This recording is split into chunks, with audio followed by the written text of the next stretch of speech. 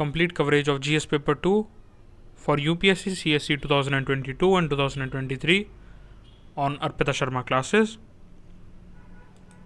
आज के इस लेक्चर में हम बात करेंगे difference between parliament and state legislature और उनसे रिलेटेड पॉइंट्स के बारे में। But before I start the lecture, here a small announcement for all of you that Unacademy has come up with UPSC CSE batches, comprehensive batch courses on general studies for the year 2022 and 2023, starting on 19th of January. A set of 20 general studies books curated as per latest trend of UPSC are available only with 1 year and above GS and combo subscriptions only.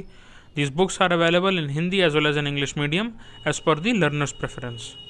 Mission 2022-2023, also Lakshya 2022, Lakshya 2023 batches along with Expedition 2022 and 2023 batches starting on 19th of January. So hurry, apply the code ARPITA10 to get 10% discount, ARPITA10. Unacademy is also launching various optional courses from PSIR to economics to public administration, sociology, philosophy, geography and history in the month of January. Unacademy has also come up with resolution to crack UPSC CSE 2023 with an introductory offer with additional benefits like books, test series. These batches are starting from 19th of January. The introductory price of 63,898 once you apply the code ARPITA10, that is the educator code, is valid only till 19th of January. So hurry and get your introductory offer with an additional 10% off by applying ARPITA10 code right ahead. देखिए, आज इस lecture में हम बात करेंगे parliament और state legislature के बीच के बेसिक डिफरेंस के बारे में। अगर हम इंडिया के कंटेक्स्ट में बात करते हैं, जैसे मैंने आपको बताया था कि इंडिया में पार्लियामेंट्री सिस्टम ऑफ गवर्नमेंट है, प्रेसिडेंशियल सिस्टम ऑफ गवर्नमेंट नहीं है जैसा अमेरिका में है, जैसा यूएसए में है। प्लस सेंटर में अगर आप देखें तो बाय कैमरल लेजिस्लेचर देखने को मिलता है, यानी कि लोकसभा और राज्यसभा में डिवाइडेड है। स्टेट में भी यही तरीके का सिमिलर फीचर देखने को मिलता है कुछ जगहों पर और कुछ पर नहीं भी देखने को मिलता है, यानी कि कुछ स्टेट के लेजिस्लेटिव सिस्टम में आपको विधानसभा, विधान परिषद यानी कि लेजिस्लेटिव असेंबली और लेजिस्लेटिव काउंसिल देखने को मिलेगा। कुछ में जो विधान परिषद वाला पार्ट है यानी कि लेजिस्लेटिव काउंसिल का जो पार्ट है वो नहीं होता है।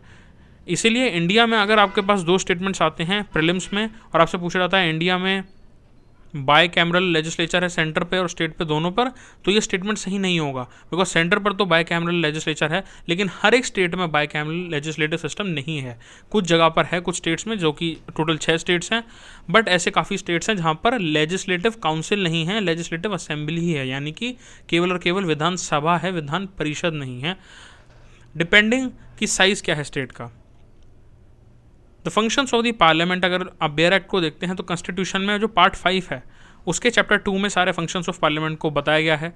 स्टेट लेवल के पॉइंट ऑफ व्यू से जो लेजिस्लेचर है उसमें 2 यानी कि बाय कैमरल फीचर्स हैं, डेफिनेटली हैं, लेजिस्लेटिव असेंबली और लेजिस्लेटिव काउंसिल, लेकिन ये केवल 6 स्टेट्स में ही अवेलेबल हैं अभी करंटली। तमिलनाडु में पहले थे लेकिन फिर हट चुके थे।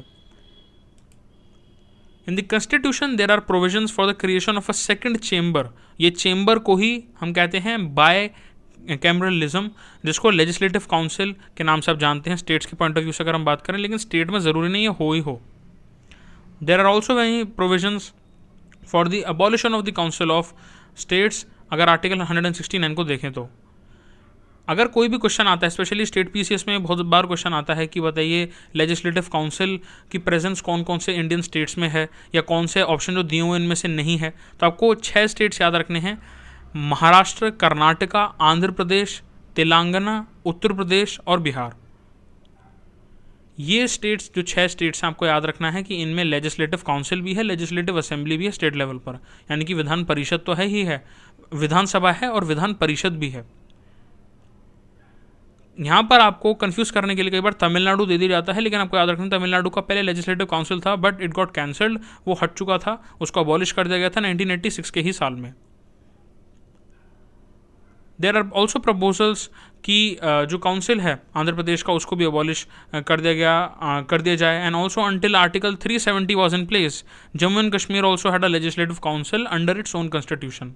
तो कुछ किताबें जो अपडेटेड नहीं हैं उनको आपको स्टडी नहीं करना है, आपको अपडेटेड मटेरियल को देखना है। और आपको याद होना चाहिए कि 6 स्टेट्स ऐसी हैं एज ऑफ नाउ, जब मैं ये रिकॉर्ड कर रहा हूँ लेक्चर 2022 के अर्ली मंथ्स में, तो 6 स्टेट्स ऐसी हैं जो लेजिस्लेटिव काउंसिल है जिनके पास, महाराष्ट्र, कर्नाटका, आंध्र प्रदेश, तेलंगाना, उत्तर प्रदेश एंड बिहार। तो स्पेशली अगर आप इन स्टेट्स के पीसीएस दे रहे हैं तो आपको पता होना चाहिए कि क्वेश्चन यहाँ से आ सकता है। जैसे मान लीजिए उत्तर प्रदेश का दे रहे हैं तो उत्तर प्रदेश है या नहीं ये पता होना चाहिए।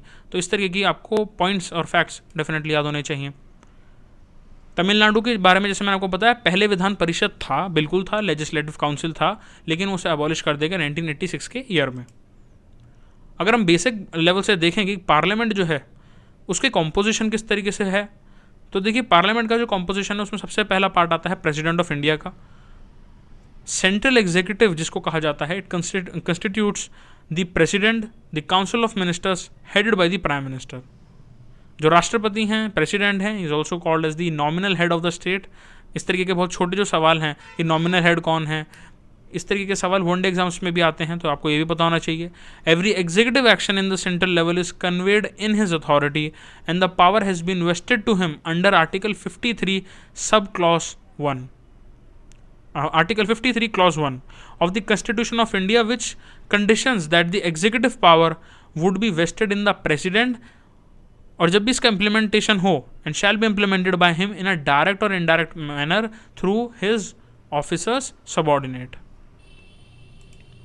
उसके बाद कॉम्पोजिशन में प्रेसिडेंट के बाद राज्यसभा, जिसको काउंसिल ऑफ स्टेट भी कहा जाता है, उसका पार्ट आता है जो कि कॉम्पोजिशन में आता है पार्लियामेंट के लिए। Council of states, upper house, Rajya Sabha, तीनों ही नाम से आपको याद रखना है। इसमें टोटल 250 मेंबर्स हैं, जिनमें से कि 238 मेंबर्स रिप्रेजेंट्स दी स्टेट्स, इसलिए इसको राज्यसभा भी बोला जाता है। काउंसिल ऑफ स्टेट्स की रिप्रेजेंटेशन देने के लिए सेंट्रल लेवल पर।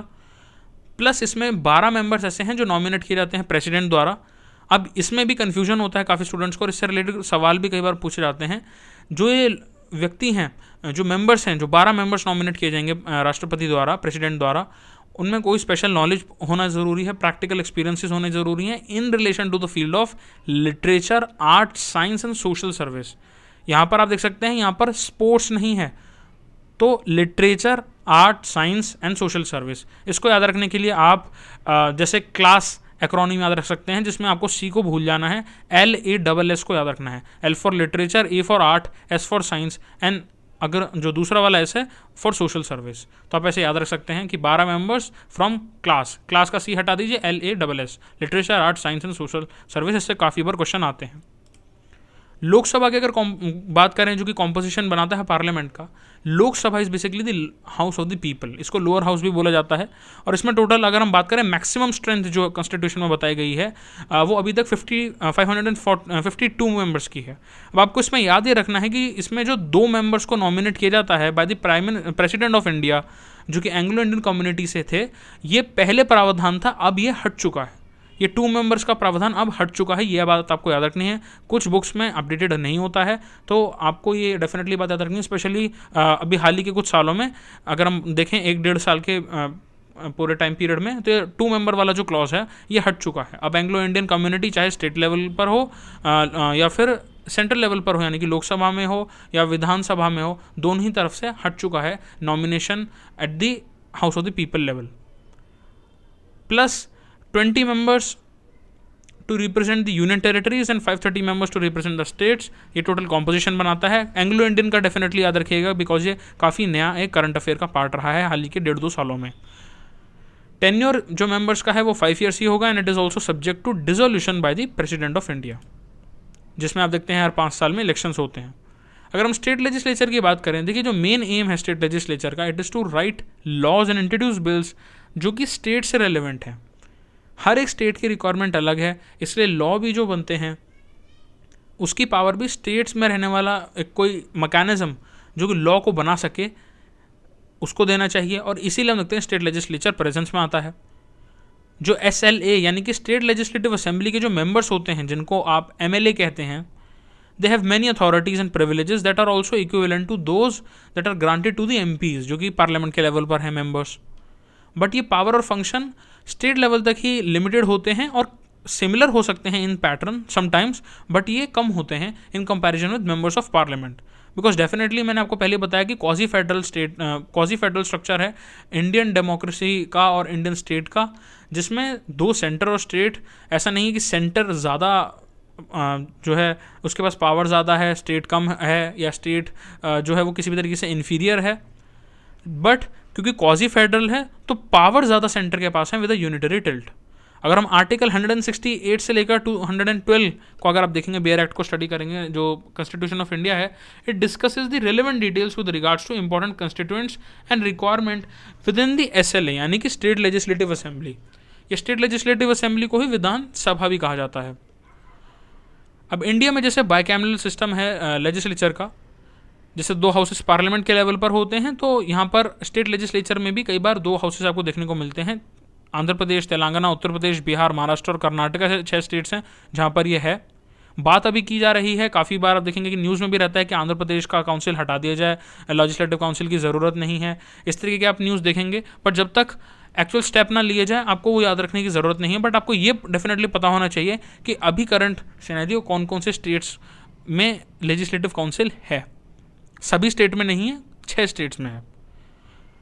जैसे मैंने आपको पहले बताया कि जम्मू एंड कश्मीर का लेजिस्लेटिव काउंसिल को अबॉलिश कर दिया गया 2019 में as a result of the Jammu and Kashmir reorganisation bill, जिसकी वजह से जम्मू कश्मीर को union territory of JNK and Ladakh बना दिया गया था। 2019 की बात है, ये भी काफ़ी रिसेंट है। अब अगर हम बेसिक लेवल के डिफरेंस को देखें, देखिए यूनियन पार्लियामेंट और स्टेट लेजिस्लेचर में कुछ सिमिलैरिटी है, काफ़ी सिमिलैरिटी इनफैक्ट, बट ये सेम नहीं है। यूनियन पार्लियामेंट बाइकैमरल है, यानी कि लोकसभा है, राज्यसभा है। स्टेट लेजिस्लेचर के केस में मोस्टली यूनिकैमरल है, यानी कि केवल एक ही हाउस है, यानी कि विधान सभा है, विधान परिषद कुछ ही स्टेट्स में है। कौन से स्टेट्स में? केवल 6 स्टेट्स में। कई बार आपसे ये भी पूछा जाता है वनडे एग्जाम्स में, और इनफैक्ट स्टेट PCS में भी बहुत बार आता है, और UPSC के मॉक टेस्ट सीरीज में भी पूछा जाता है। मैच द फॉलोइंग किस्म के जो सवाल होते हैं कि यूनियन पार्लियामेंट कौन से आर्टिकल से कौन से आर्टिकल में है, कौन से पार्ट में है, या तो आपसे आर्टिकल पूछ लिया जाएगा या तो आपसे पार्ट पूछ लिया जाएगा। तो आपको याद रखना है यूनियन पार्लियामेंट हमेशा पार्ट 5 ऑफ द कॉन्स्टिट्यूशन में है, from article 79 to 122, and state legislature article 168 से लेकर 212 तक है, 212 तक है इन पार्ट 6 ऑफ द कॉन्स्टिट्यूशन। तो पार्ट आपको डेफिनेटली याद रखने हैं।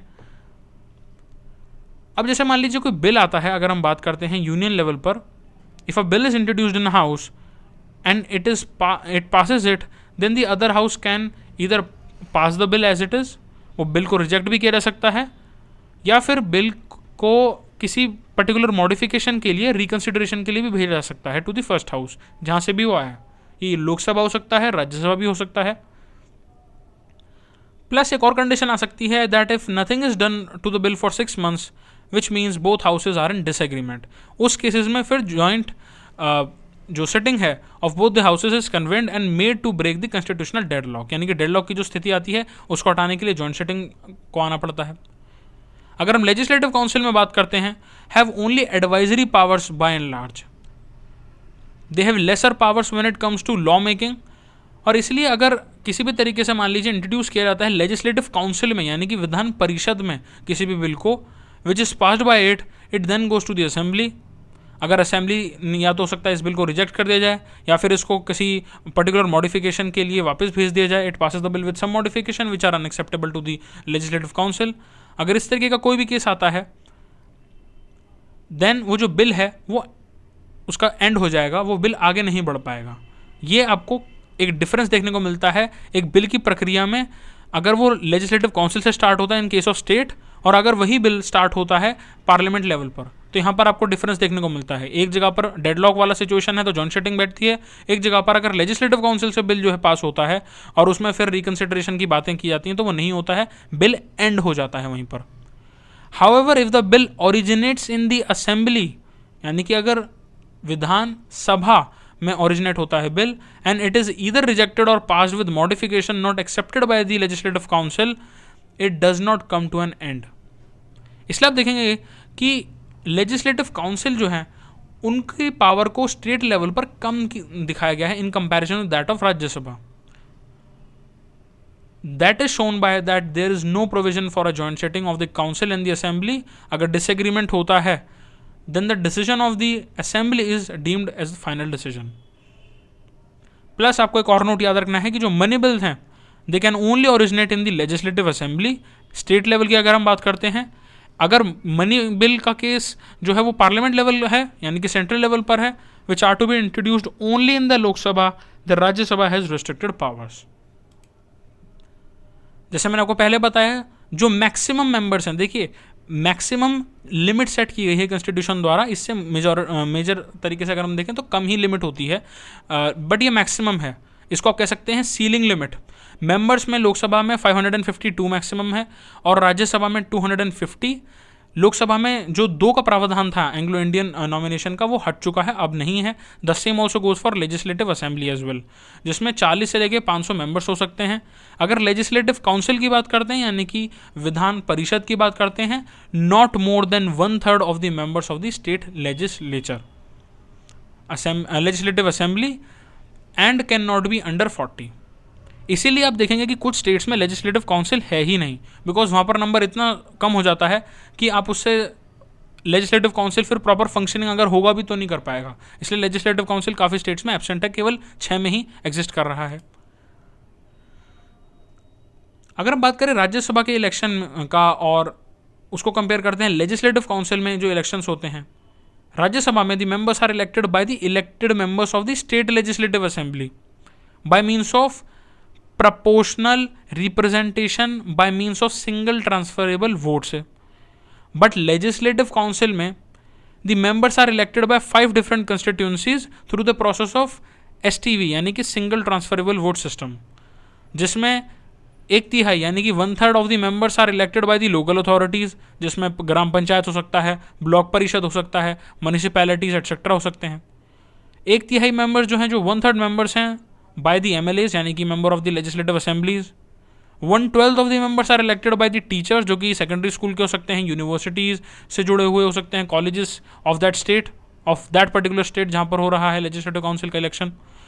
और 1/12 are elected by the graduates in the states and the remaining 1/6 are nominated by the governor from the persons having experience in the fields of science, art, literature, social service और cooperative movement. यहाँ पे भी sports नहीं है, याद रखिएगा.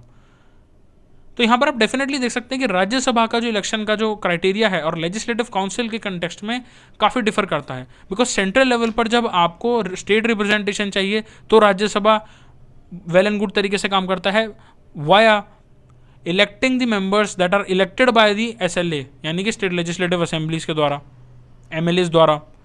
But legislative council में जब इलेक्शन करना है आपको मेंबर्स का, तो बहुत ज़्यादा डेप्थ में आप देखेंगे कि स्टेट से जुड़ा हुआ सब्जेक्ट हो जाता है, जहाँ स्टेट की ही लोकल अथॉरिटी, स्टेट्स के ही MLAs के द्वारा, स्टेट्स में ही पढ़ा रहे टीचरों द्वारा, उनमें से भी इलेक्टेड टीचर्स द्वारा, ग्रेजुएट्स द्वारा, गवर्नर द्वारा, यहाँ पर आप डेफिनेटली एक पैटर्न को देख सकते हैं. So this was all for today. Like the video and subscribe the channel. In case if you have any doubt you can comment down below. Unacademy, let's crack it.